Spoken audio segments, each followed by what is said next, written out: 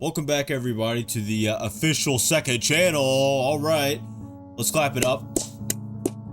So today I'm going to be talking about this series by Pastra. If you don't know the YouTuber Pastra, they make videos mainly, I think, on analog horror stuff and horror games.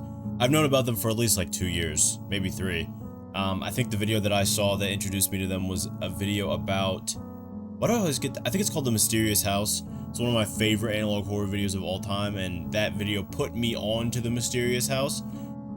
So, you know, shout out to Pastra for sure, but also shout out to somebody else, because I actually wouldn't have known about this without a YouTuber called Kinnaman, I guess? Kinnaman? So, I saw this in my recommended, and I was like, I immediately went to the description and opened up this playlist that they graciously provided of the series, so I want to say a huge shout out to them just because. But anyway, get into this. So I'm on the playlist right now. We're gonna watch this series. I have no idea what to think or what to believe, so we'll see what happens. Your name is Tommy Merrick. Okay. While visiting your old family home, you stumbled across a strange box of tapes in the attic. This is automatically reminding me of at least 2 other series that I've talked about. I wonder if there's any horror movies with this concept as well. I'm not 100% sure. But anyway, let's keep going. I'm already yapping.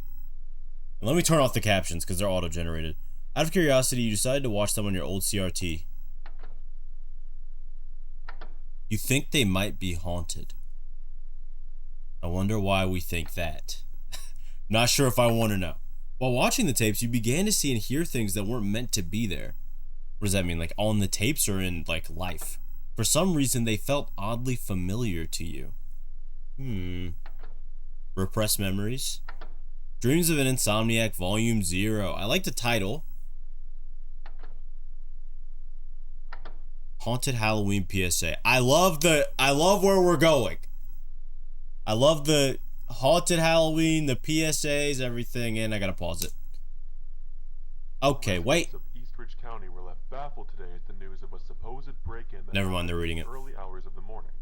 The break-in occurred at the local Halloween retail store, Grimzo's. Great name for a Halloween store. Having stolen one thing and one thing only. Yeah, so I got to the store early this morning and I see, of course, the doors. Hey man, you probably. With a lot of pieces. Obviously, I checked inside. All the Right. films are Probably should have given him a lapel mic. patched up pretty good. Buddy's still there though, so I guess that's good. The only thing that seemed to be missing was a costume, the world.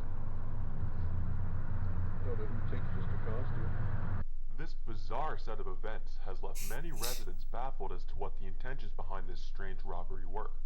No security footage could be collected to reveal the identity of the culprit, leading many to speculate who this mysterious costume thief really is. Imagine. Under the influence, Why is it not pausing? Imagine if in the interview he's just like, yeah, they only stole a costume, but like also for some reason there's a pumpkin in here. There's a empty jack-o'-lantern and it was like filled with human remains. I really don't know what that was about. It was in place of the costume, but you know, it really wasn't that abnormal. I'm sure it was just some type of like Halloween decoration. But yeah, that, you know, all they stole was a costume.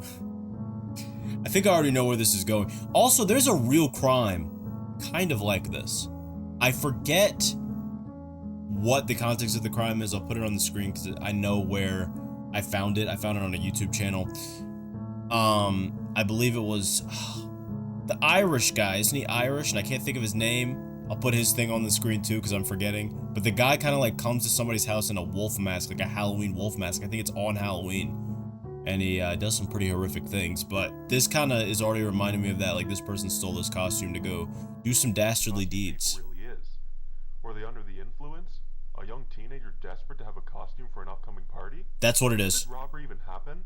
As of right now, it's anyone's That's such a TV sitcom situation. Oh, if you ask me, this whole story is just a bunch of malarkey. Yeah. Kids break in some Halloween shop for a costume. That's not even. I love his mannerisms, Stealing dude. money. If kids break in there, they're stealing at least some money. His mannerisms remind me of like, you know, like when like in a video game or something, someone that has like really over-exaggerated mannerisms when they're talking. Anime too. I noticed that recently. I was watching Zom 100, that anime. Really good. And there's just one part where they're just like sitting on the rooftop and they're talking, and I just realized that at that moment I just had this weird realization. I was like, dude, their movements are so extremely over-exaggerated. Imagine if a real person actually moved like this while they were talking to you. You'd be very disturbed. You'd be greatly disturbed. But this is pretty funny. I was also gonna say, that's such a TV sitcom situation to be in. Like, oh man, I really need to get a Halloween costume, so I gotta go break in the store and steal it. I don't want everybody to laugh at me. People in the 80s probably do that. It's just another trumped up story for a small newspaper in an uneventful town when the newspaper company's probably running broke in a few months. I wouldn't trust a single bit of it. Pretty much nothing from that newspaper can be trusted anyway. Oh. Except they said our small town representative was corrupt. Right. Whether you believe this ridiculous They just cut him off. Is certain. Do not Dude, this guy needs to like stop talking. Like, what should we do? Halloween night. Spooky inmate. Ooh. Eastridge County has been left in a state of panic and disarray this Halloween Somebody's night definitely after died. The disappearances of 6 young children in the area. Yep. The disappearances began at 6 o'clock sharp, with reports telling me that they continued through the night until finally coming to a stop exactly 1 hour later. It all just happened so fast, you know? 1 minute, we're having a regular Halloween night, everyone's trick-or-treating like normal, and next thing you know, here comes a mother around the corner who's looking for her kid. So we're all trying to help her out, you know, we're looking up and down the streets for where this kid went, we don't think anything of it. And then another mother comes over, and she has the same problem. And then another, and next thing you know, everyone starts to panic, the police are getting involved, nobody knows what's going on. What is that costume? I'm trying not to say anything when people are talking, but what's going on with that? Children are as follows: Jason McDonald, John Thompson, Ashley Wright, William Lewis, Norman Harris, and Sam Wilson. Guys, are we sure these children aren't skinwalkers, dude? They look a little bit off. I don't know. I don't want to be rude. Maybe this is like actually they took pictures when they were in their Halloween costumes and they were just wearing faces of other children. But I'm a little bit disturbed, frankly. Police have spent the better part of the night searching for both these children as well as the culprit behind this heinous crime. While no one in the local area has been suspected yet, an eyewitness report described the culprit. Hey, that guy just looks like Pastra. Costume with horns, a tail, and a black mask depicting bright yellow eyes and teeth. This is like the most distinct costume. County avoid anyone seen outside who fits his description. As well as this, an officer on duty tonight had this to say regarding the matter. It breaks my heart to hear the horrible tragedy which has come over our town tonight. You know, looking at his face, I thought he'd sound more like, I don't know, he'd sound more like, it would be like unimaginable tongues that would be coming out of his mouth. I didn't really expect him to just sound like a regular guy. I promise, not only as an officer on duty, but as a father myself, that these children will be found, and the culprit behind these horrible kidnappings will be brought to justice. Okay, he's passionate. He's ready to go. Now. Come on, man. I already told you I'm a professional. What is that? There's like some little ghoul face behind him. There's some little scary ghoul face. Enhance that image. Me. Screenshot that, enhance it. Will I actually do that? Only you know. I don't know. I'm probably not even gonna edit this video until like 6 days from now, dude. I got like 4, 5 videos in the tank. I just released the first one on the second channel, as I said earlier. I think I said that. Did I say that? I don't know if I said that. I don't think I actually said that. My bad. I released the first video earlier, not to yap too much, but I'm very proud of it. I'm very proud of myself. I am very excited to continue work on this channel. I'm very excited to work on the main channel. I'm very excited in general for all this stuff. And we're going to take over. This is the year. So anyway, let's actually watch the video instead of talking the entire time. This video is actually going to be 10 hours long, and it's going to take me forever to edit. Just, let's go.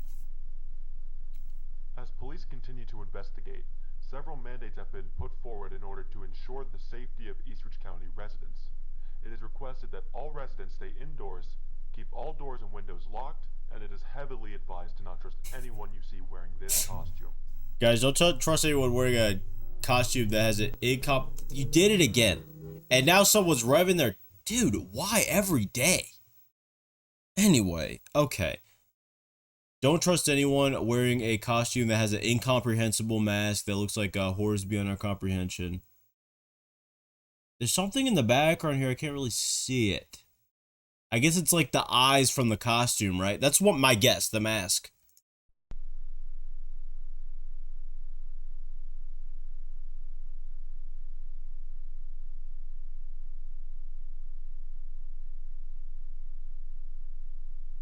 No music in the intro.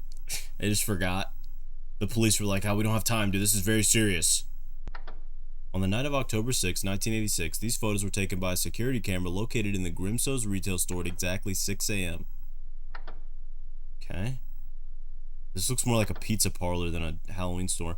Lights appear to turn on by themselves. No other disturbances are apparent. He's using his telekinesis powers. So this is, a long while, 25 days before Halloween. Motion was detected within the store. Items appeared to be thrown around and damaged.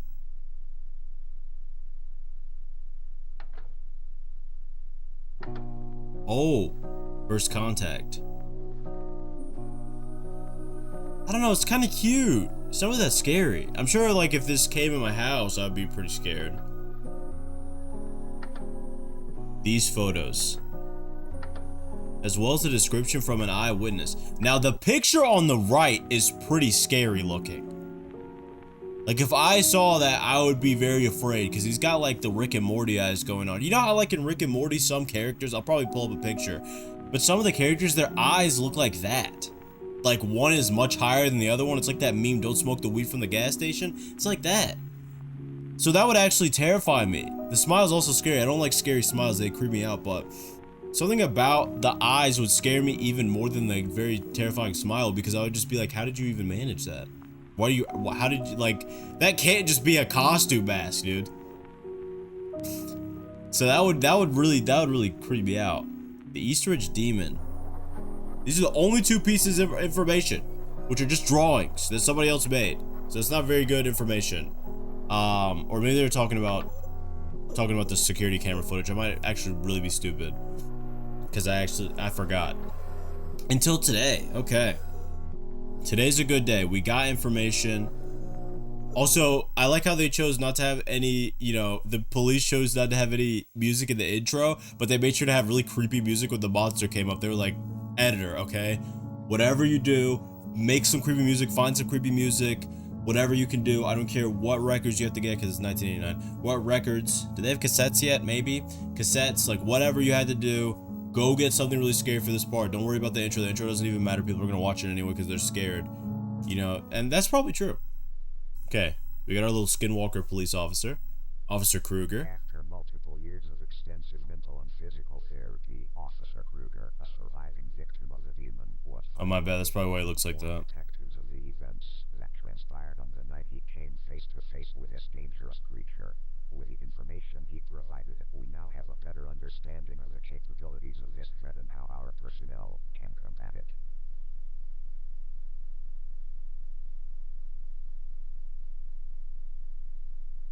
Firstly, the creature appears to be capable of causing both visual and auditory hallucinations to those that are within close proximity to it. So, it's basically an SCP, first of all. But second of all, one, I like that there's lore now behind Pastra's little guy, his little creature. But second of all, or their little creature. I actually don't know, my bad. Behind their little creature. But second of all, I really enjoy the fact that in the past few days, I've already seen 2 videos of creatures that are basically cognito hazards. What's going on? And these are from like a year ago. This makes it incredibly difficult to locate and contain the creature. As a precaution against this, all ECPD personnel must operate alongside a fellow officer at all times. If you are alone at any point, attempt to... How would that really help, though? ...fellow officer as quickly as possible. Because wouldn't they just make both of you hallucinate? Grab a hold of the nearest object you can to discern your surroundings. If you see or hear someone you know nearby, it is not them.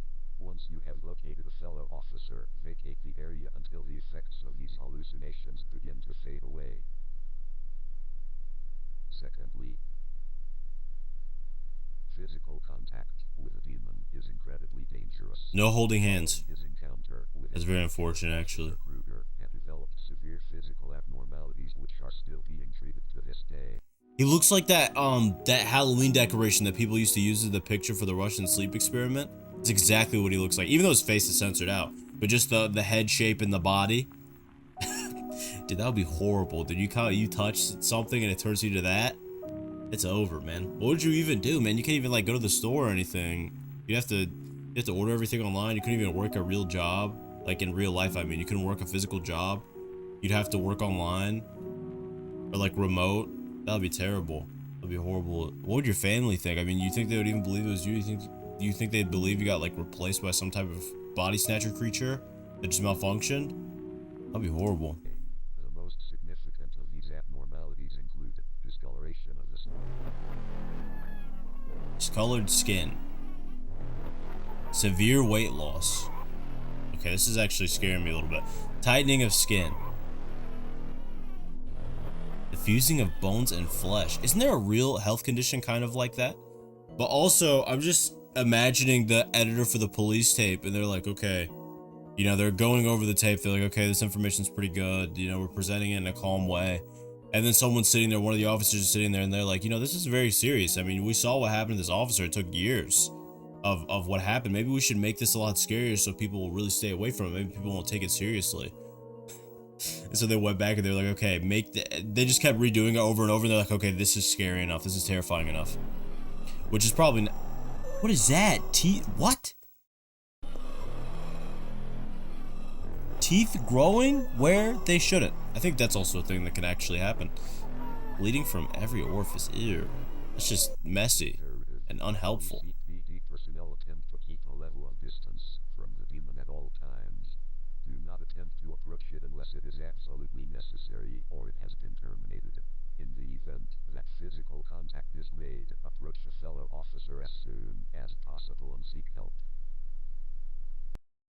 Okay, but like I said before, how are you supposed to get like help in a situation like this? Because, you know what I mean? I don't know if that makes sense, but like, how are you supposed to get help in the event of this? Because if it changes your reality, it makes you hallucinate, it makes you do all these things. Like, if someone else is there, as I said earlier, wouldn't it just make them hallucinate? And, you know, isn't the best course of action just to run away? That's what I would think. And when would it be necessary to approach it? Can you just shoot at it? Finally, it is important that all ECPD personnel remember that the Eastridge demon is incredibly intelligent and is aware that it is being hunted. So then that asks the question of why isn't it hunting them? For moments where you are most vulnerable, this creature should be treated as if it were human. Do not let it use its tricks against you. Do not let it touch you. Do not attempt to communicate with it. And above all else, do not trust anyone you encounter. Notice right there it says that this demon will steal your voice.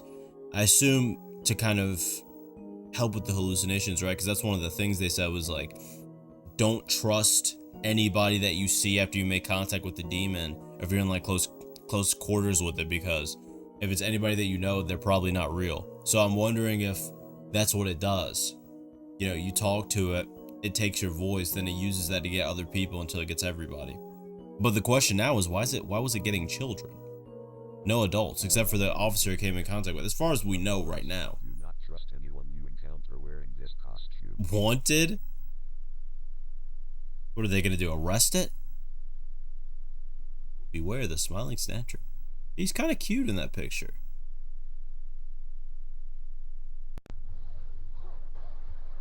I have no idea what this is. He's watching me. The smiling snatcher's watching me.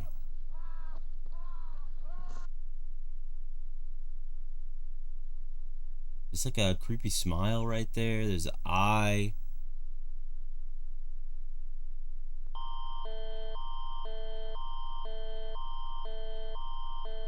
He's been watching this whole time, hasn't he? This creature.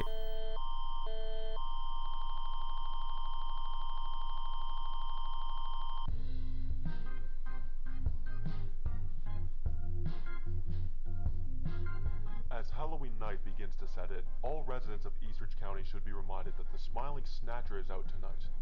This monster is very real and threatens the safety of all Eastridge County residents. And he usually But lives don't worry, within so long as jack-o'-lanterns. These 5 simple rules are followed, you have nothing to worry about. Rule number 1. Remember the curfew. No trick-or-treaters should be outside past 6 I love the p.m. pictures. That is when the Smiling Snatcher comes out to play. Also, I shouldn't have interrupted Past them. 6 o'clock p.m. 6 o'clock. That is when the Smiling Snatcher comes out to play. So I guess they're just gonna be trick-or-treating in broad daylight, dude. That's pretty funny, though. Rule number 2. Keep all doors and windows in your house locked.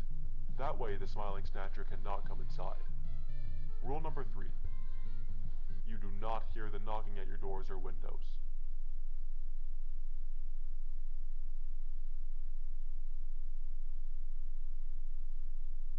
I don't really hear any of that. Rule number 4.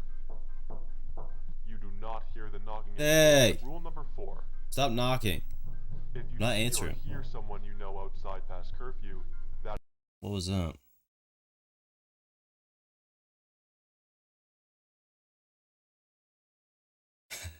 SpongeBob would just have all, it'd just be all silly and happy, and then I'll have a moment like this, dude. What was... Just a random realistic moment. Yeah, I don't see anything, though. outside past curfew, that is not them. That is the Smiling Snatcher wearing their skin. Wearing? And Okay, wait, that's different from what they said earlier. Earlier they said hallucinations, but now it's saying they're wearing it. finally, the most important rule of all. Rule number 5. Do not trust anyone you see wearing this costume. Who's wearing a costume of this?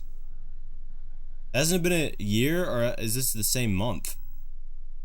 It's been years. Isn't that what they said in the police one, that it took years? I just had a malfunction of my brain. That it took years for that officer to, like, recover? So that would mean this is years later. It says, oh yeah, it says 93. I'm stupid. The first one was, what, 86 or something? So why would they still have costumes of this out? Or are they just saying that this person has been wearing the same costume this whole time? And also, then that bears the question, why would a creature steal a costume? You know?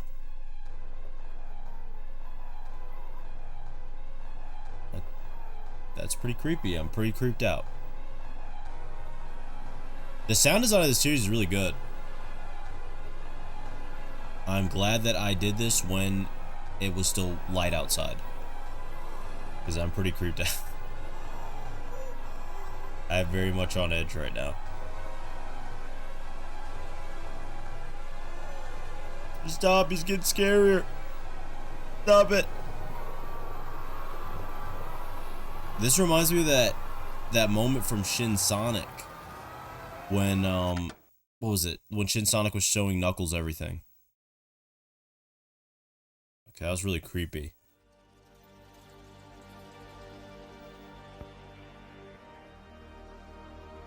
Shout out to all these people. You see them in the little corner spot. We're moving on. Off topic, dude.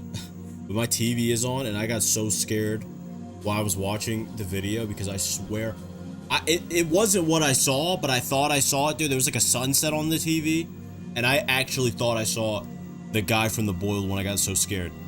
For like a brief second. I got so scared. It was actually one of the most terrifying moments of my life. Like, I'm actually serious. It creeped me out so bad, dude. I started getting really scared, and I was like, oh, man. What if it's real? What if I start seeing it? I actually did see somebody. I don't know if I said this in a video. I don't think I did, because I just finished editing that video earlier. But I saw somebody say, that's right, I forgot I didn't include it in the video, because I guess I'm probably going to include it in the main channel video about that. But someone uploaded the reversed version of the Boiled One talking, and I saw somebody in the comments, and they're like, dude, I actually thought this was real. I couldn't sleep for like days. I was so scared.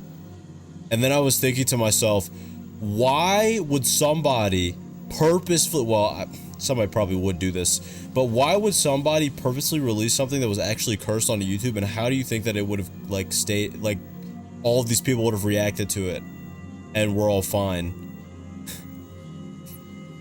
It was just funny to me, because, you know, does this person, like, believe in, like, all these things? Do you think they think, like, most of the analog horror stuff is, like, actually real? That must be a pretty scary life to live, honestly. Imagine if you thought this was real, this thing was like running around, or like alternates or something were like real. That'd be horrifying. That'd actually be very scary. Back to the officer that came in contact with this guy. I'm still not understanding what the Dreams of Insomniac thing is. I'm assuming it's this guy. He's the Insomniac? Well, this whole thing is just a bunch of malarkey. Yeah. A bunch of kids going into some Halloween store to steal a costume? Yeah, no. If you ask me, That doesn't even happen. It's just some trumped up news story for some small Right. town. Alright, cut, come on. Do you think anyone's gonna believe this? We're trying to make a news story here, man. Come on. You're not being believable enough. Fine, we'll use one of the older cuts. Why were they looking around like that? Are they the monster, dude? Are they the... I feel like that, because... They said, do you think this is believable? You think this is the person that stole the costume? I'm not even joking. I think it might be. Genuinely. In loving memory. It is not... That does not sound very good. Oh, he passed away? Wow. He overcame the stuff that happened to him, though, right? Before he passed away. But he passed away in 87. I thought the first thing was from 86. But it said it took a few years. Am I slow? A feeling of sorrow has hung over Eastridge County this Halloween night after the unfortunate passing of the late Kenneth Krueger. Right. Krueger was a dedicated and passionate officer who always put the people of Eastridge County before himself. And he only looked a little bit like a Not only skinwalker. respected officer, but also a beloved member of our community and a caring father. He was a beautiful Krueger's man. passing occurred late into the night, with officers discovering his body after they had received reports of his son, Klaus, being heard screaming from inside their home. After arriving at the scene of the crime, Why did he sound like a Five Nights at Freddy's animatronic? As well as his body, officers And who got the on scene recording? found this note left on his son's bed. I hope you don't expect me to read this, because I literally can't read it. I will try my best. I will try my best to find if somebody actually did this in the comments. Sam has solved it. Let's go, Sam. Guys, I think I solved the letter. Okay. The letter states, or sorry, thine letter states. Put some Mozart in the background. To my dearest son, I know that you may be confused with everything going on over the last year. It's not fair that you had to deal with it, and I'm sorry that I can't be there. What? Oh, maybe the man I need, the father I need to be, to help you through it. Truth be told, your old man had a hard time processing it himself. You spend so long with everything being the same, that the moment that everything changes, you can't accept it. Very real. I might be wrong. I just can't. I think every day about what I would have done if it were you that was taken by that thing. It chases after children, not just me. Though, does it make every day the key remains? Huh? I don't know what that means. Does it make every day the key remains of why we're here? I don't know what that sentence means. It doesn't sound right. When you grow up, I hope that one day you'll be able to protect your own... When you grow up, I hope that one day you'll be able to protect your own son to have such a life to... I can't read. When you grow up, I hope that one day you'll be able to protect your own son to have such a life since you deserve to be happy. Had no other choice. Speaking of, my father who's a deadbeat won't be here. I'm sorry, I won't be able to give you that life, but trust me, it's live or die. Something I'm not doing. What are the responses to this? Hold on. Okay, so the last paragraph switches. Alright, well, that's that. I'm gonna get back into the video now. But, I mean, you could take that. I put the image of the thing on the screen, I'm sure, when I was reading. But you can take that and see if it's accurate or not. Because I have no clue. The disappearances that occurred last year It did switch. I barely saw it.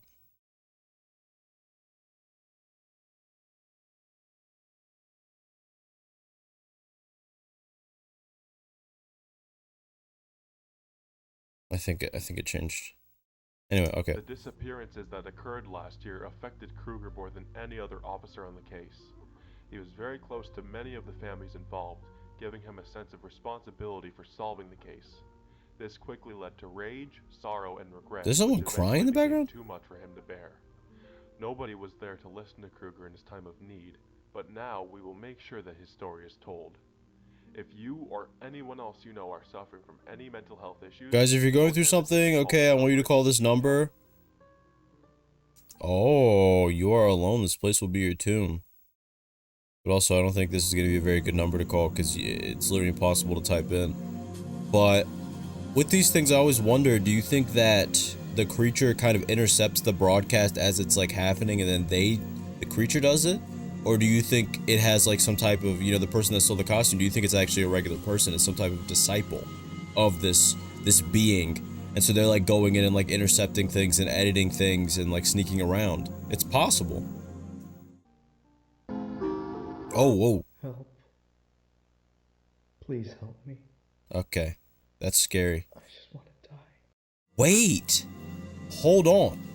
Step back. This has Kenneth Krueger, 1956 to 96. The last one was what, 86? So this is the Kenneth that survived. So are we looking at two alternate universes as we're going through this kind of sequence? Are we looking at like just two completely things playing out? But also this is really scaring me. I don't know why. I don't know if I'd say scaring. Let me rephrase it. It's really creeping me out. I definitely feel just in the pit of my stomach, you know? It's making my stomach hurt a little bit. But either way, we will continue. Why won't you let me die? Because I still have use for you yet. Ooh.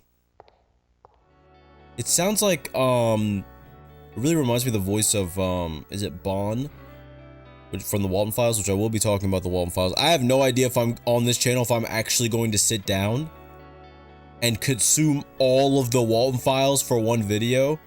I probably won't. If I do it, I'll probably do it in chunks, and it'll probably be whenever the next Walton Files video comes out, because from my memory, they announced 3, and only 1 has released so far. So I'm assuming the next one's going to come out within the next couple months, and I'm assuming the third one's going to come out like near the end of the year, if I had to guess. So I probably will do that when this next one comes out. I'll do like the whole series, because I don't actually really know a lot about the Walton Files in terms of the lore. I know that Nexpo made a video. I feel like somebody else made a video as well. But that Nexpo video, when did that even come out? 2021? I don't remember that video at all. And the last time I watched those like earlier Walton Files videos was years ago probably. So sorry to yap, I'm sorry to get way off topic, but I definitely will be talking about that. It's definitely going to show his face, and it's going to scare me so bad. I don't want to see that. I might actually close my eyes. I'm not even like joking. In loving memory. Oh, that was the whole video? We got a little lore. But yeah, I guess it's a time to talk. Yeah, I don't know what to say. This is a very good series because it's scaring me a lot, and that's usually how I that's how I kind of detect quality. But no, it's generally very good. I like kind of this thought of maybe there's like 2 alternate universes were being shown, and I also like the concept of this monster being super intelligent to the point where, you know, not only can it speak like languages fluently, but also maybe it has like some type of complex plan that really adds to the lore, because a lot of times these monsters are very straightforward. You know what I mean? It's very much, I want to cause havoc, or I want to cause problems. So I'm excited. I'm excited for the next episode. Let's see. All right. This one is called Family Photo Album. The viewing of this tape is meant only for the eyes of authorized Foundation personnel. I love how in so many of these analog horror series they have stuff like that, and it always makes me think that there's like some guy or some person in general that like steals the tape, and then like you know, when you see stuff like that online where someone will like leak documents and stuff like that that are supposed to be classified, I feel like people are doing that with some like random small towns, like local police documents, like their VHS footage. They're like, everyone needs to know about this. Which, I mean, this probably is something everyone needs to know about. Some eldritch horror creature just terrorizing a small town for absolutely no reason that we know of so far. Unsolicited viewings may lead to termination.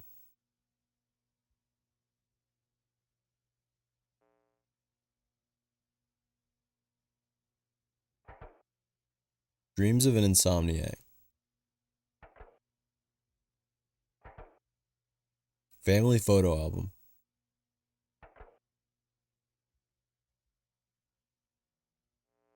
On the night of January 6, 1987, the ECPD received a phone call from a distressed man reporting that something was trying to break into his home.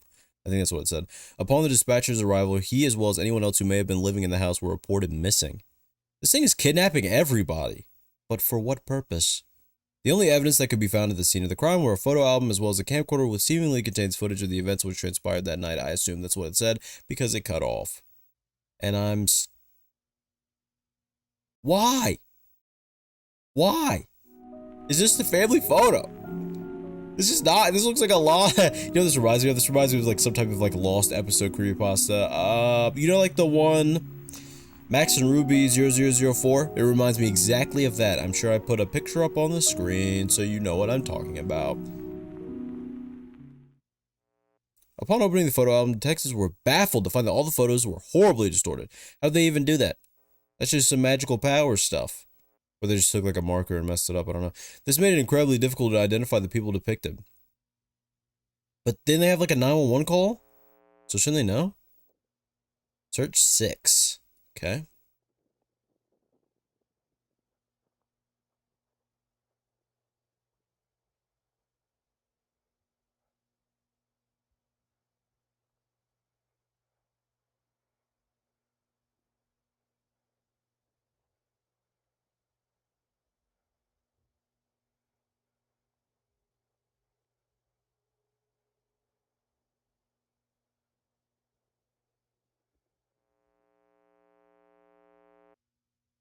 The first night out.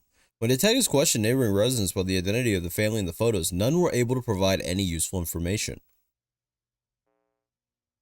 She looks like a little ghoul. One resident went as far as to say that no family has ever lived in that house. Oh boy. Does that mean they're getting influenced? What if it was like they never existed? I think that's what that said. What if it's like one of those things where the creature can like change people's perception of reality? Kind of like how... Ooh, that makes way more sense. I don't think it is an alternate universe. Now I get it.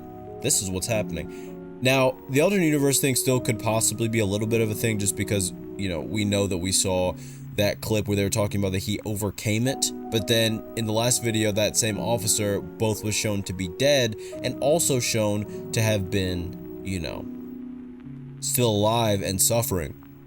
Which actually, that still goes along with the theory that, like, this creature could change reality for other people.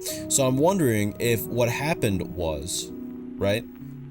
This creature kidnapped this guy. I think him suffering is like obviously the quote-unquote real timeline. But the other two, I think, may just be like the creature, the monster, changed everyone's memories about what happened. And so people were like, oh, this guy's passed away.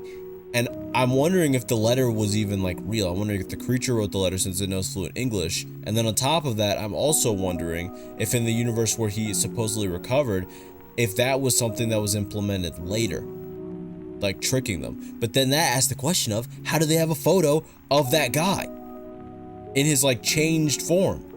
So it has to be an alternate universe because in the one universe, he passed away before that ever happened, or at least right after it happened. But in this universe, you know what I mean? How would they have a photo of him? I don't know. Let's just keep going. And the sun's going down. This is not a good time for me. It's going to be dark by the time I finish the last one, which is not good. Oh. Okay, that's not nice. Don't do that. Why are they walking through a graveyard? It's like a terrible idea. Those eyes? I don't like this. Please stop. You're gonna have to help me though, honey. I can't find you. Oh. No, don't turn around. Oh, it must be the demon behind him. That's why it lit up, right? Ooh, that was real creepy. I love that face. Whoa. But the eyes aren't like wrong. They're not at two different levels. And then we got goodbye. And it looks like a picture of that ghost.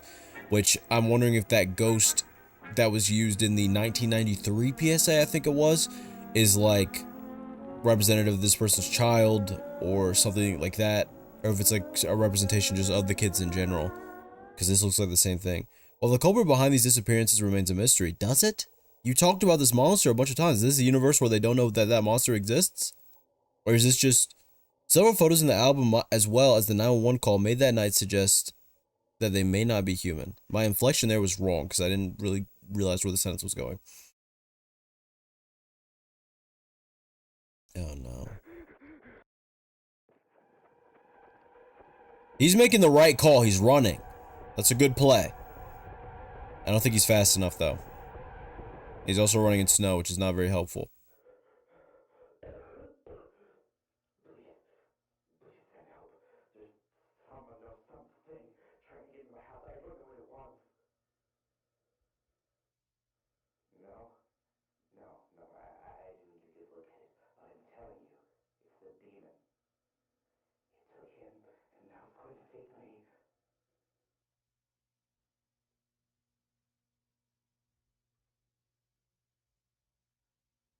I feel like I'm gonna end up like Rigby after he saw the that taxi. You know that taxi cartoon? I think I'm about to end up like Rigby after he watched that taxi cartoon, dude. I'm scared. Oh, it's arriving. It's over.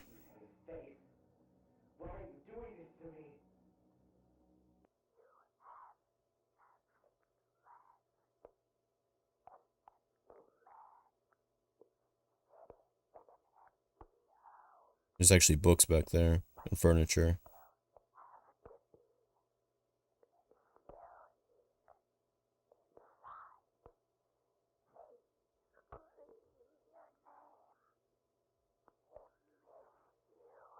Pause. I want to say this. So that means this thing can, well, we already know this can change voice at will, but why is it choosing this voice? I guess that's the voice that sounds like his kid, right?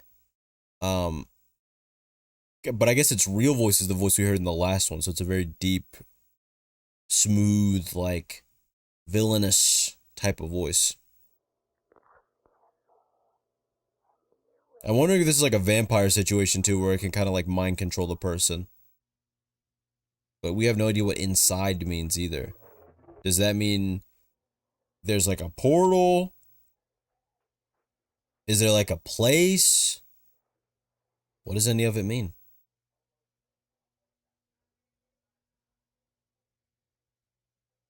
Hey, well, look, there's like a camcorder over here. It's pretty weird. Hey, Chief. I think I found something.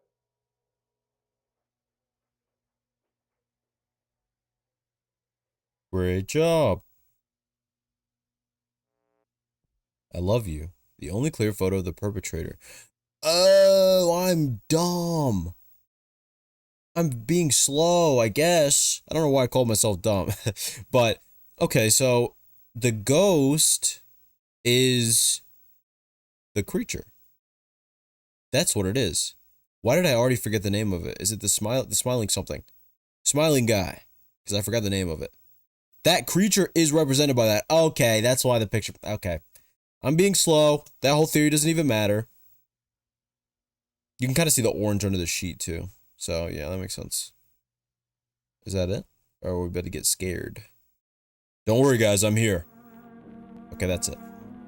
Great video. Every single one of these videos has been bangers. Shout out to everybody in this. You already know. But, yeah, actually, I'll say this as the credits are rolling. Right now, I still really just want to know, which I'm sure they'll answer this in the next episode, because it might be the last one, I'm not really sure. It's the longest one. I really just want to know what is going on with this plan. What does the plan mean? This is volume 1, so actually it probably is continuing past this, but that's what I'm thinking about. Okay, so we got the Foundation archive. This is the other thing I forgot to say that I was also curious about, is what the heck is the Foundation? Is this like a SCP Foundation type of situation, which is what I'm thinking, where they're kind of archiving all these tapes and videos and images from this small town? Now, I know at the start they said, oh, like, we found these tapes and these tapes are haunted, but like, why have we changed to Foundation archive?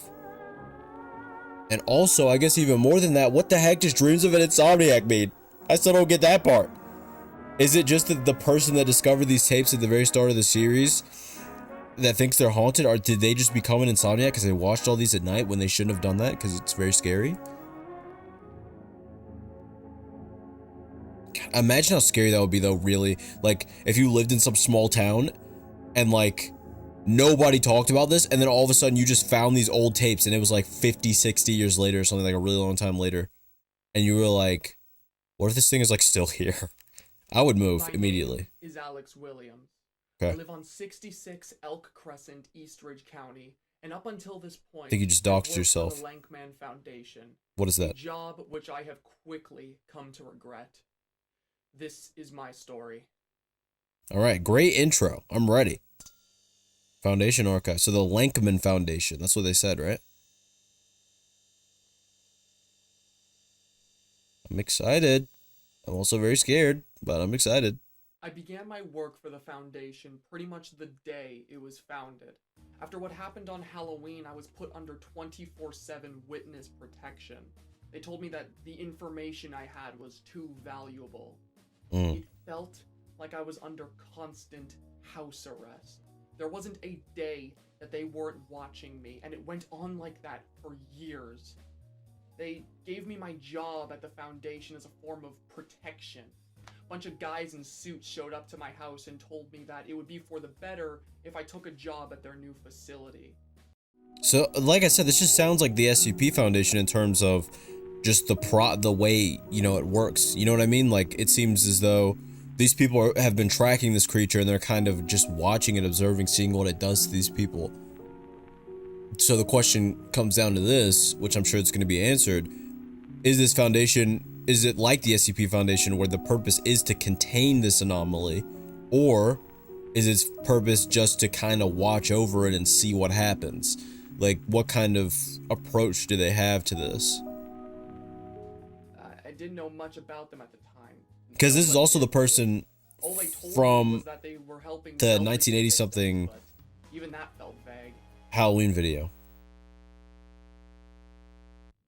I have to stop talking over people. I'm sorry, dude. I'm trying to talk over them in parts where it doesn't really matter. Okay, that's where the little top hat guy comes from. That makes sense.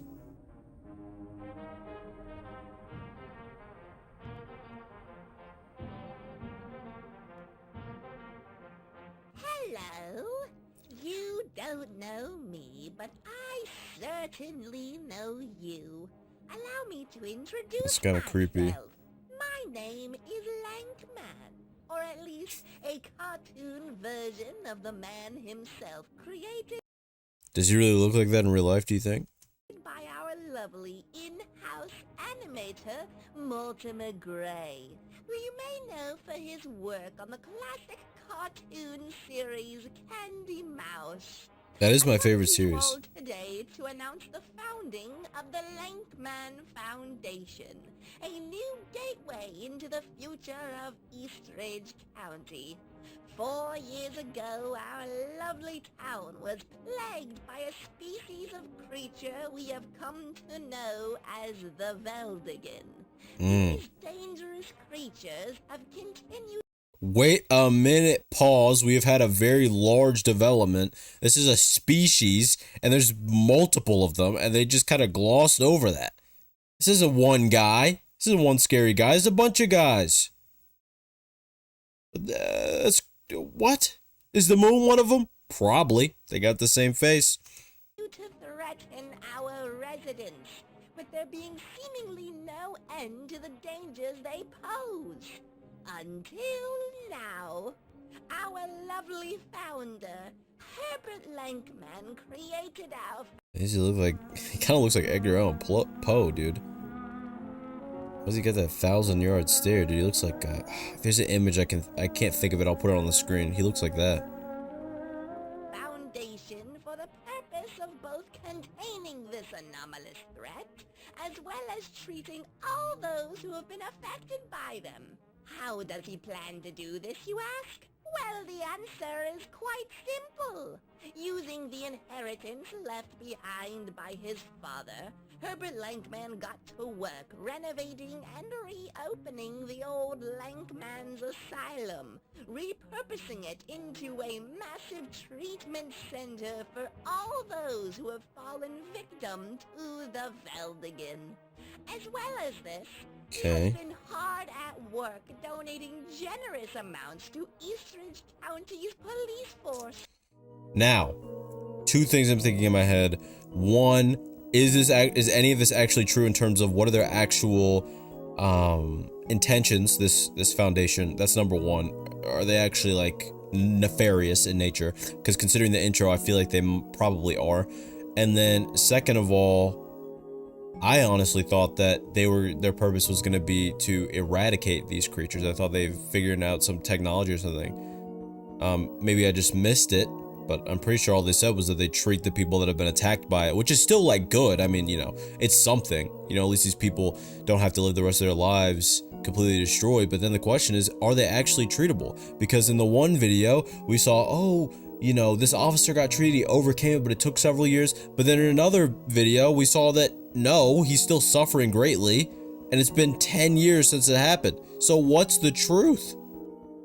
Ensuring they can continue to do what they do best, protecting all of you.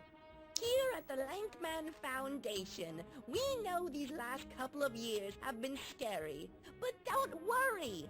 Soon enough, this will all be a thing of the past. If you or anyone you may know have any questions regarding the Foundation and what we do not hesitate to give us a call. Hello?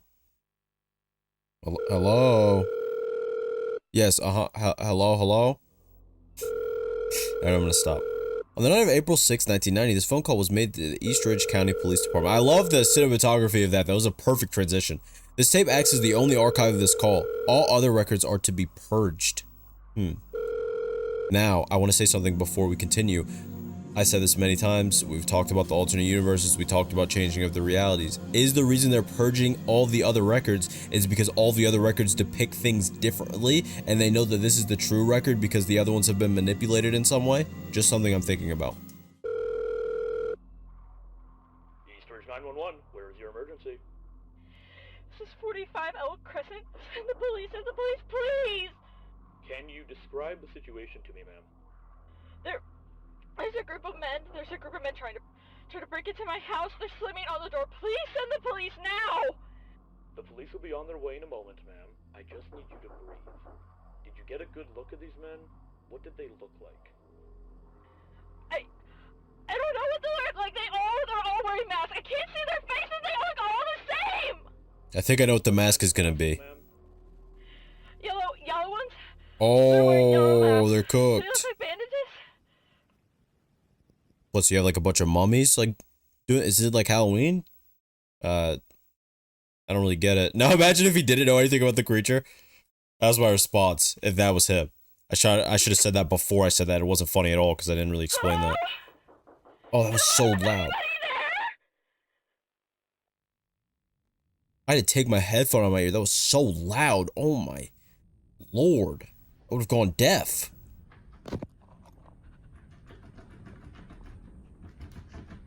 Is that like their eyes glowing? What is that? How are there multiple...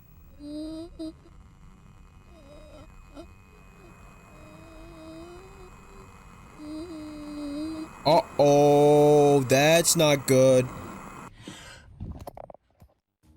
After I started working at the Foundation, they immediately bombarded me and everyone else with all these different mandates and training tapes. Even for the most simple of jobs, there were rules for everything, and half the time they didn't even make sense.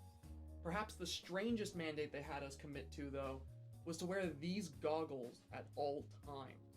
They said it was... I don't know why. I just imagine them pulling out like some random like fruit or vegetable, and they're like, you know, they pull out an eggplant, and they're like, look, this was one of the mandates. We had to eat a raw eggplant whole every single day. It was extremely difficult. I don't know why I thought that. I'm sorry. It was a very intrusive thought. I'm sorry. I didn't really need to tell anybody that. but I'm ready to hear the purpose of the goggles. Let's go. Was a preventative measure to avoid the effects of some kind of hallucinatory environment. None of us knew what that was or how it was even possible. All they told us was that it would make you see and hear things, and that it was apparently used to keep patients in line. Something about treatment through exposure. We never really knew for sure if it was working, but all the patients seemed to suffer from similar symptoms that were said to be a part of it. They were always scared of us, no matter how much we tried to help them. And they always complained about hearing some kind of horrible music somewhere in the facility. What got to me the most about it, though, was how normal everyone treated it. Which, number one, that makes me wonder if these people have been exposed to this before, in terms of this isn't the first, like, place that this has happened, and that this place, this, like, foundation, quote-unquote, has cropped up in other places before to try to contain this. But second of all, or if it's part of a bigger foundation, but second of all, I was gonna say two things. One, the horrible music just made me think of King Ramses' curse, the where he has the one plague where he plays the really bad music that I didn't think it was that bad. And the second thing I was gonna say was that this, like, segment right here, I don't know why, but it reminds me of a Vsauce video. It really does. I think it's like the music, the speaking cadence. I like it. Something beyond our understanding was being used on these people, and nobody seemed bothered by it but me. They all just treated it like it wasn't even happening. Here in the Lankman Asylum, it is imperative for all staff members to be aware of our state-of-the-art hallucinatory environment. Through this unique environment, we are able to keep all patients within our walls in line, as well as treat their conditions through exposure that no other location can provide.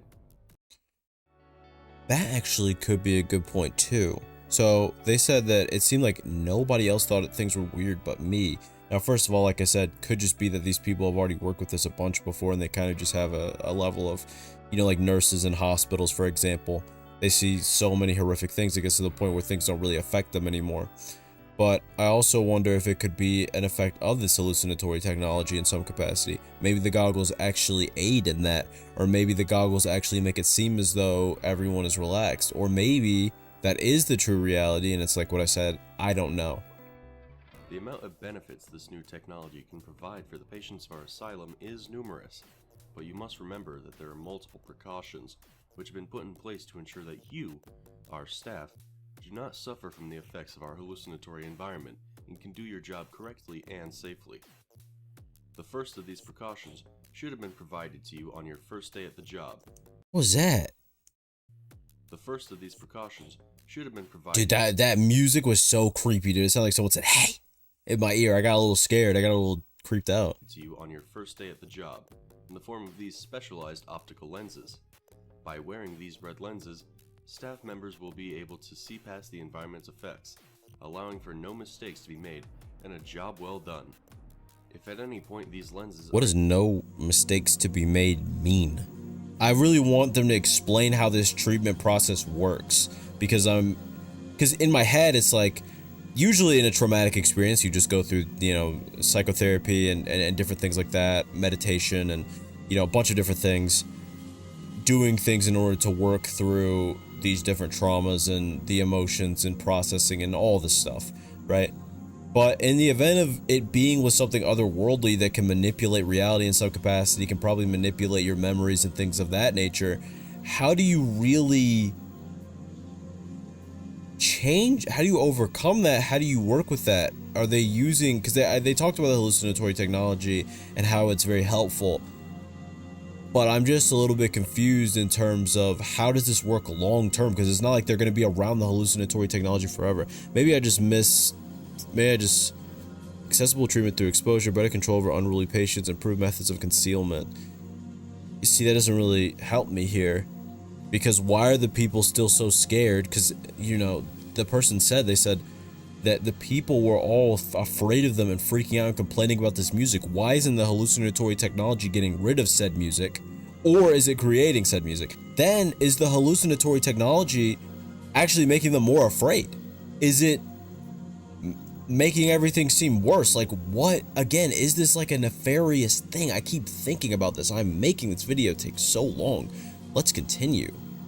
Red lenses, staff members will be able to see past the environment's effects, allowing for no mistakes to be made and a job well done.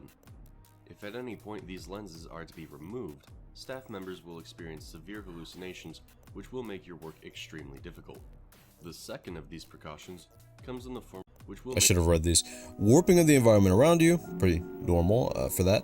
Entryways and exits appearing and disappearing, and seeing people that did not exist, which we saw talked about with the creature, which again seems even weirder that they happen to be having very similar effects to the exact same thing. And I get that, like, in people that have certain disorders in the regular world, that these things are probably true, especially the seeing people that do not exist. I've heard of that several times, but from other people's accounts, but something is weird about this to me. It really is. Something is, I don't know, man.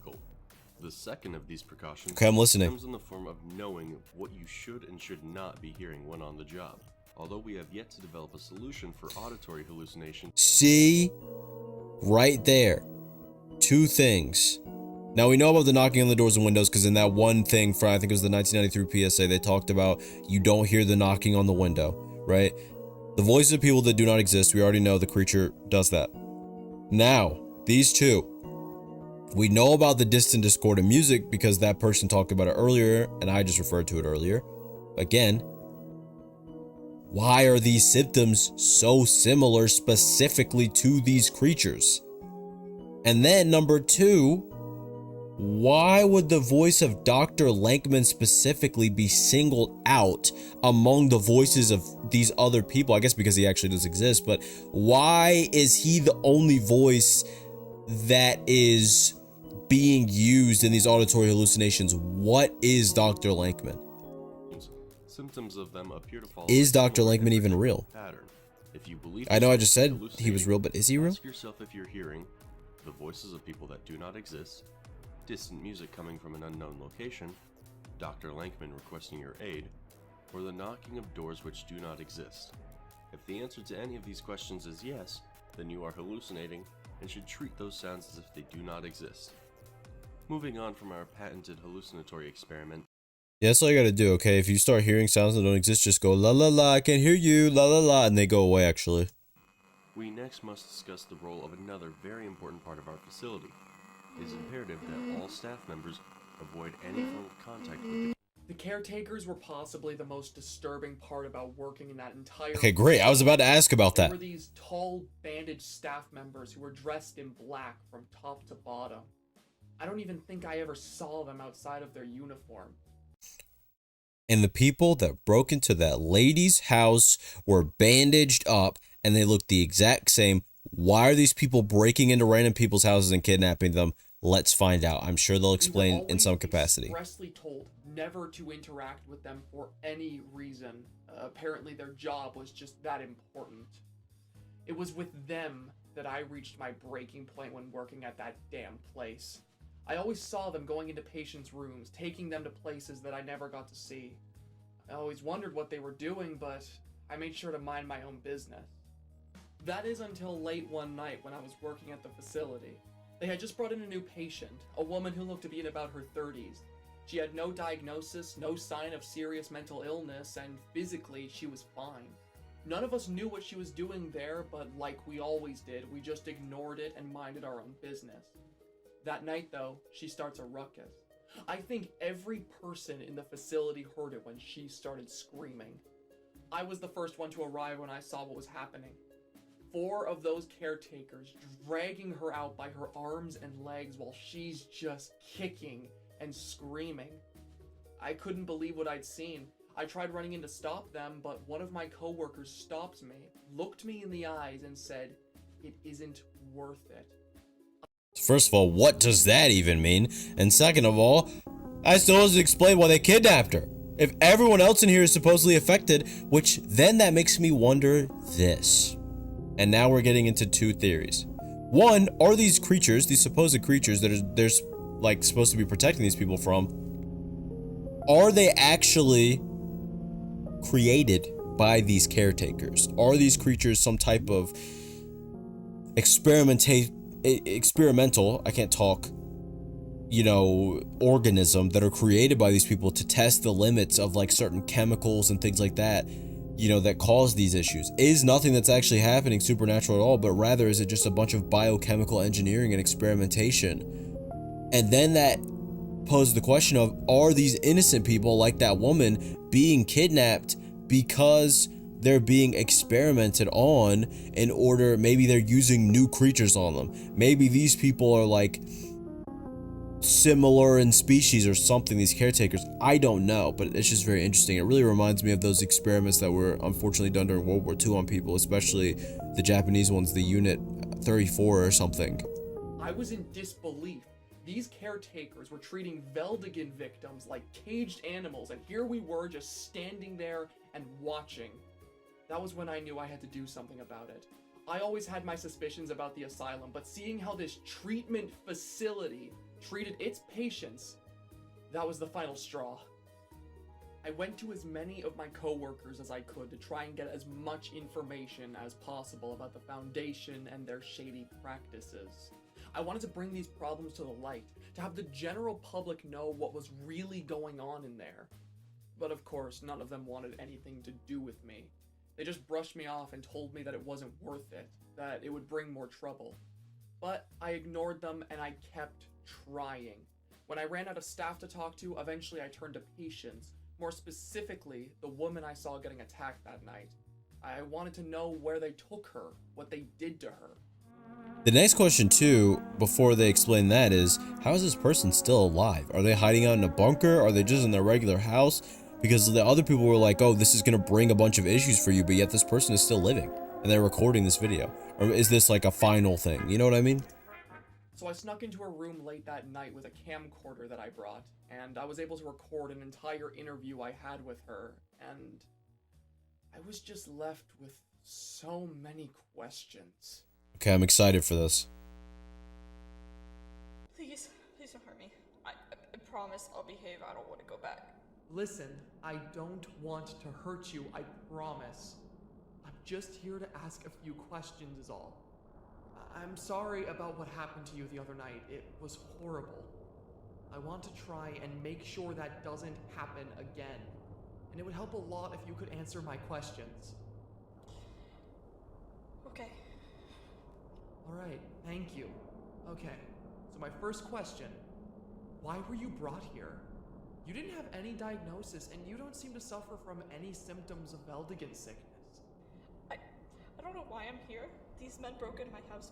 Nobody came to help me. The doctor told me I'm sick, but I don't know what he means. I just thought about this too. They said that this foundation is donating generously to the police department, probably so that they will not interfere with these things that they're doing. That's what I think. So then that asks the question of, why did this one officer come in contact with that one creature? What does that mean? You know, and or more so, does that mean that the police... Wait a minute. Okay, I'm locking in. What if the police changed the information about this officer to cover up what actually happened to him because they're working with this foundation? And so they don't want people to know, okay, this happened to an officer on the police force because they want the police to look a certain way. Even though we saw that one video where it did show him changed and it said that he went through all this stuff and all that. What if that was something that wasn't supposed to be seen? That was something that was honest, and then it was covered up by the video with the fake, possibly fake letter. And you know what I mean? I'm thinking about it harder now. I'm sorry if that doesn't help. And the sun is almost all the way down now. Okay, don't worry. This is not good. It helps a lot. You're doing great. Now, my next question. That night when you were attacked here, I know it must be a lot, and I'm sorry to bring it up, but do you know where they took you? I don't know. He told me I can't tell anybody. I'm sorry, I can't tell you that. He said he would take me back there. And I don't want to go. I don't want to go. Hey, it's all right. It's all right. You're not going to go back there. I promise. I just need to know where it was. Nobody else will know. They took me to room 66. That does sound much like what I talked about. No, that's not possible. There's only... What is that? It's one of those guys, isn't it? Didn't they make that noise? Remember when they broke into her house, they made that noise, didn't they?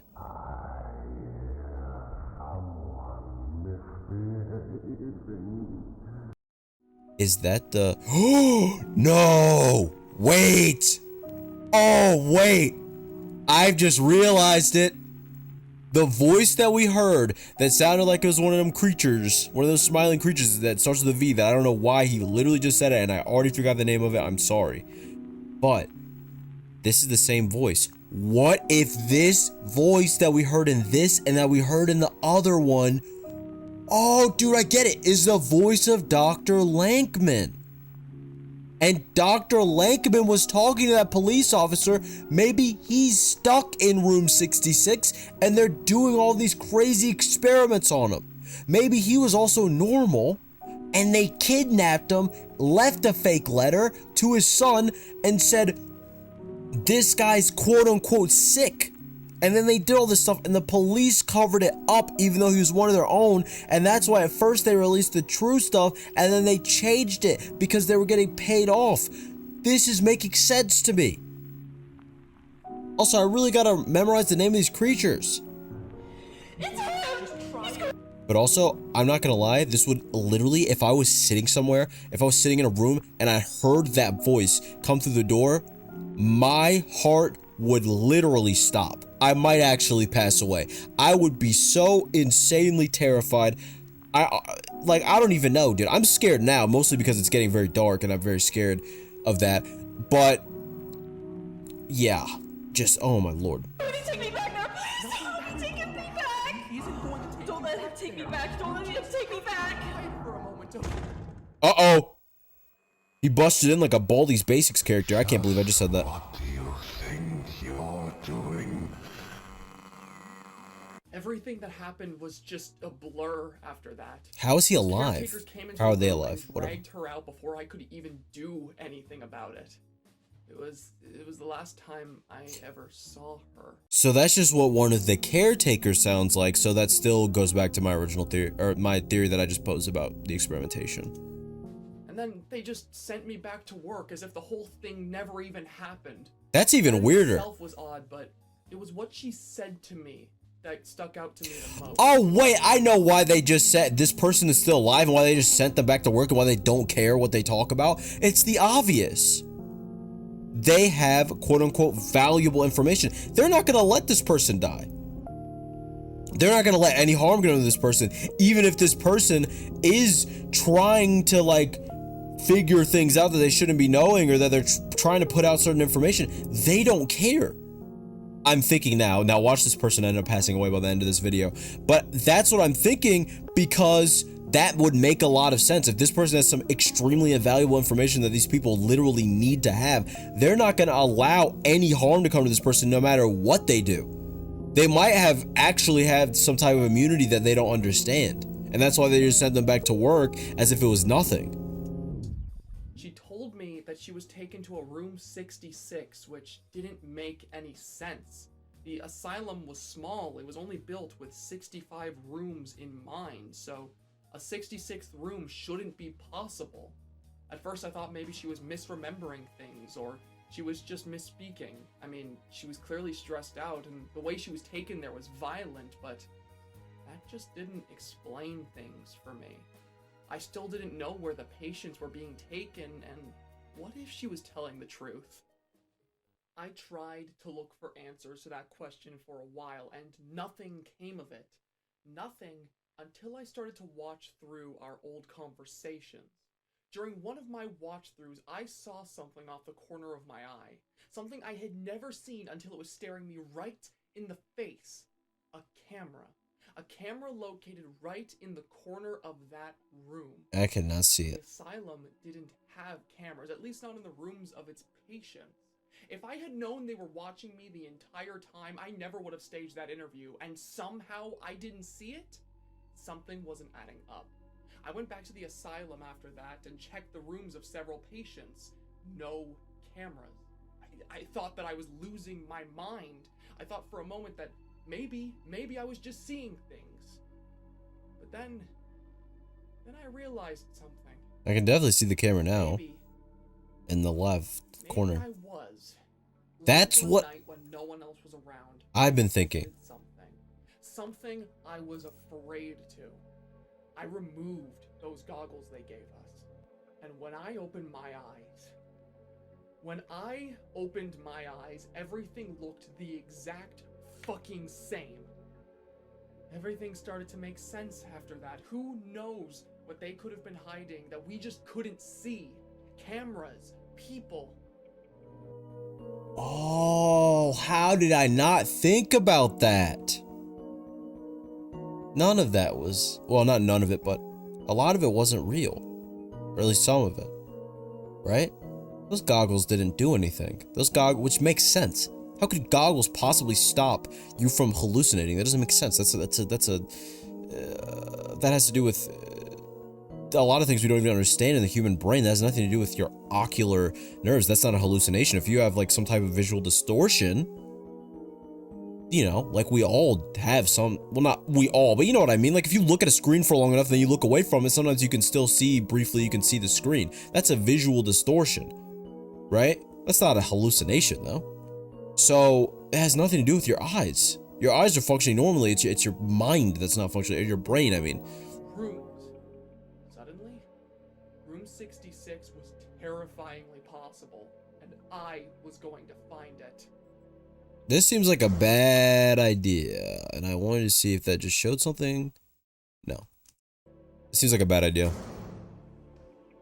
I returned to the asylum later that night with a camcorder in hand.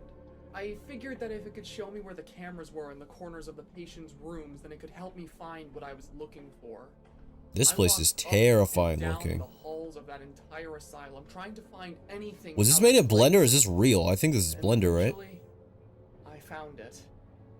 I stood in front of that door for what felt like an eternity. A part of me wanted to know what was in there so badly, but another part of me just didn't want to see it. I was terrified, but I felt like I didn't have a choice. It didn't even feel like I was in control of my own body as I pushed that door open. I'm scared. Oh no. Horrors beyond my comprehension are about to be in front of me. And the sun's almost all the way down. Oh man.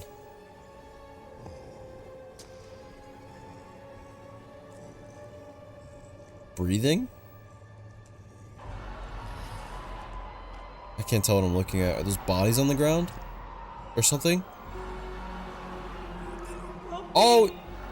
It's actually Satan. Okay, well. Okay, well. I think I'll be going now. I think I'll actually be turning around. Wait, how did they escape from actually Satan unscathed? Wait a minute. All those creatures were not the real threat, were they? Those are just little guys. Those are little minions. It's like in Batman when you got like the Joker and then you got his little silly minions, like on the little Batman show with Adam West. It's like that. This has not. Those are dangerous, but they have nothing to do with the real threat. The real threat is that thing. That is the threat. And is that something that is creating these smaller guys? Like, how have they locked that up in there? So many things are making less sense. How did this guy, this person, go in here and leave unscathed? I'm so much more confused and intrigued.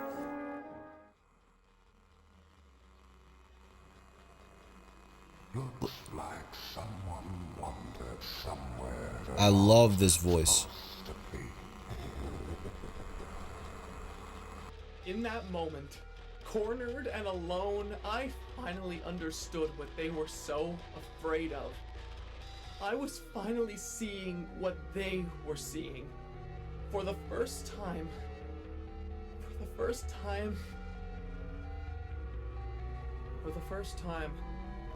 I saw his face. Oh!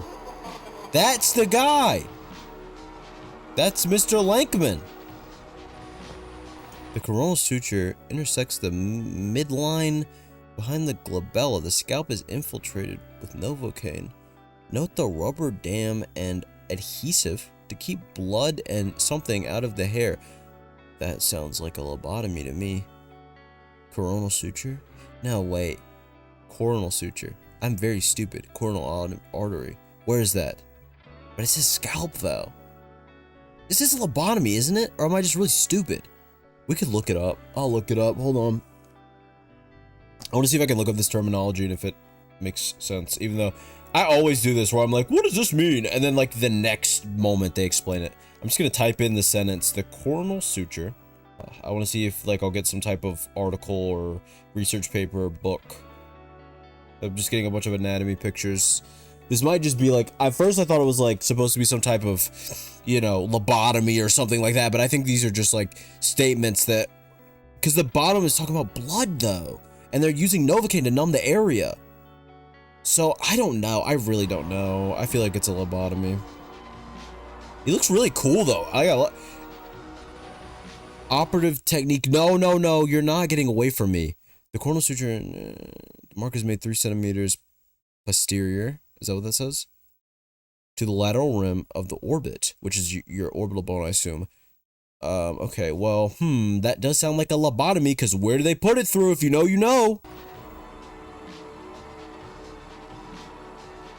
What is that? Is that one of those creatures? This guy's so cool. I'm sorry, I know you're supposed to be scared of him, but he's so cool. I wish there was like a puppet of him, I'd buy it. He's really cool. He kind of reminds me of that thing from Candle Cove, that guy from Candle Cove, Pirate Percy. I think his name is, right? After that, I didn't know what to do. I panicked, I couldn't move. And he just stood there for a moment, staring at me. But then he let me go. He just told me to go back to work, and he's a reasonable guy. Didn't happen. He's a reasonable guy. Work continued after that. Probably because you have information. I find out what would happen if I didn't come back to the asylum, so I just continued my work there as normal. That's probably what it is too. He's probably like, dude, it doesn't matter because I'm so scary that if they see me, if they come in contact with my face, it literally doesn't matter, because if I just tell them, okay, go do your job like normal and pretend you never saw this, they're gonna do it, because they're gonna be more afraid of what happens if they don't.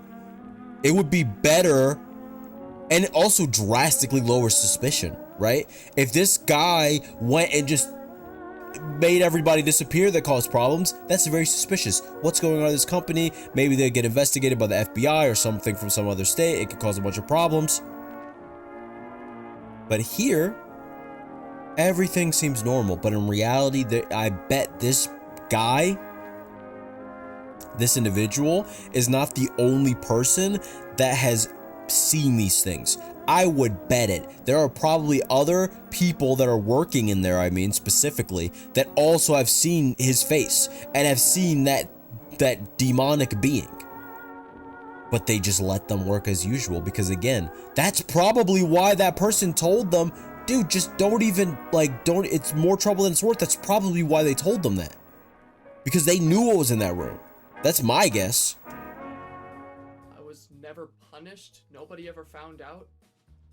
Oh, they probably knew. Never happened. They probably knew. Until we go back and see. No, if that is some type of thing that I don't understand what it is, there's nothing I can do about it, because I don't know what that's supposed to mean. Until recently. Okay. The reason I'm recording this tape tonight is because I fear soon you may never hear from me again. Oh, it is a final recording, like I said earlier. Like that night never My theory's cooked. Ever since the recent incident, things have changed. He and the caretakers have become more aggressive. I've started seeing things. Cars passing me by with tinted windows, people following me off the corner of my eye, staff treating me like I don't even exist. Recently, it feels like they don't want me talking anymore. Someone I know and care about has been hurt, and they've given me a job that doesn't even fit my credentials. They've made me research somebody very dangerous, and I have my suspicions that once I've told them everything they need to know, they won't need me anymore. That's why I'm recording this tape. I've learned things about this person, things that Lankman doesn't even know, things that could help me. After I'm done recording this tape, I'm going to be meeting with that person, and depending on how that goes, you may never hear from me again. If you're watching this, I've left you something Something important. The last thing my friend was able to provide me with before they got to him. An archive. An archive of all the Foundation's most important tapes. It contains everything. Every lie they've told, every secret they've kept, every recording I've made. If I don't come back from this, you need to spread that information. The people need to know. This is so much more interesting. I thought it was going to be another one of those, like the boiled one, where it's just like scary guy exists and it's really scary and that's it. But this is so much bigger. This is so much bigger and I love it. I love the plot so far. The other thing I was going to say was, I feel like, and maybe I'm wrong here, but I wonder if this person that's supposed to be this whatever individual, this dangerous individual, is this person dangerous to the company? Is it like that thing? I feel like this was a thing in Mandela Catalog. There was some type of savior or some type of person that was purported to exist that would stop all of the alternates. And I feel like maybe this quote unquote dangerous person, could they be the same thing? Like some type of chosen one individual that can destroy this company and destroy these creatures and Dr. Lankman and whatever's locked up in that room. That's just what I'm wondering. I don't want to go about this alone, but as things are, I've had no choice. It just feels good to finally get this off my chest.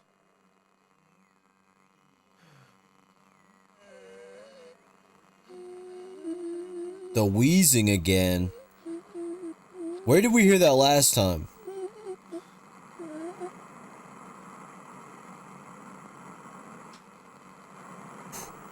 Whoa. When they lifted their head, I actually got so scared they were gonna have like some different face and I got so scared. I almost threw up. Okay, that was really good. So, is that it?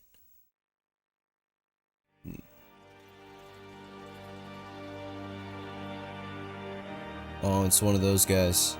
They're in the house, dude. Okay, to wrap it up, this is how I feel. I think that obviously there's a lot that's just, I don't even know what to say about it. But my theory right now is that this company is a servant of this creature, or created this creature, and that the other things that are kind of like harming these people and doing these things are part of that. They are a part of that creature. The people that are wearing the costumes might be a part of the Foundation, and that they're taking people to further the mission of this main creature of sorts. And I think that there's a person that's going to be able to destroy them and everything, but that this person is the person that either found the tapes or is the person that they're meeting up with. And I think that over time we're really going to figure out a lot of the inner workings of the company, obviously, but also why these creatures exist. So I'm really excited. But that's it, man. All right, I will see you in the next one. Thank you for watching, and I'm gonna go eat a pizza, dude. I'm out of here.